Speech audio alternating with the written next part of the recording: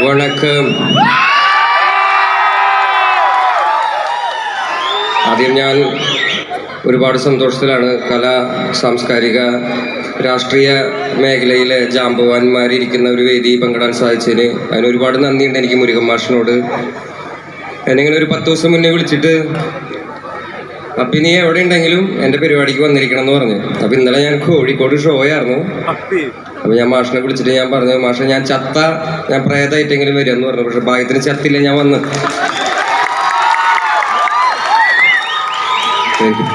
പ്രധാനപ്പെട്ട ഒരു കാര്യം പറയാനുള്ളത്, മാഷ് എന്നെ പറഞ്ഞിരിക്കുന്ന മാതിരി ഒരാളൊരിക്കൽ കണ്ണട വെച്ചു കല്ലെറി കുരിശേറ്റം, മറ്റൊരാളൊരിക്കൽ കണ്ണട വെച്ചു ചെകിടടി വെടിയുണ്ട. ഇതെല്ലാം അറിഞ്ഞിട്ടും നമ്മൾ സമൂഹത്തിൽ നടക്കുന്ന അനീതികൾക്കെതിരെ ഒരു പുതിയ കണ്ണട എടുത്തു വെക്കാൻ നമ്മളെല്ലാവരും ശ്രമിക്കാറുണ്ട്. സമൂഹത്തിൽ നടക്കുന്ന അസമത്വങ്ങൾക്കെതിരെ അതിൻ്റെ പത്തി നോക്കി അടിക്കാൻ പറ്റുന്ന കവിതകൾ മാഷിന് ഇനിയും എഴുതാൻ പറ്റട്ടെ എന്ന് ഞാൻ ആശംസിക്കുകയാണ്. മാഷൊക്കെ എൻ്റെ ഇൻസ്പിറേഷനാണ്. പിന്നെ എനിക്ക് മക്കളോടാണ് പറയാനുള്ളത്, നല്ല കവിതകൾ കേൾക്കുക, നല്ല പുസ്തകങ്ങൾ വായിക്കുക, സമൂഹത്തിലെ ഉച്ചനീതിത്വങ്ങളെ മനസ്സിലാക്കാൻ പറ്റുന്ന കണ്ണടകൾ നിങ്ങൾക്ക് വെക്കാൻ പറ്റുമെന്ന് ഞാൻ ആശംസിക്കുന്നു. ജയ് ഭീം.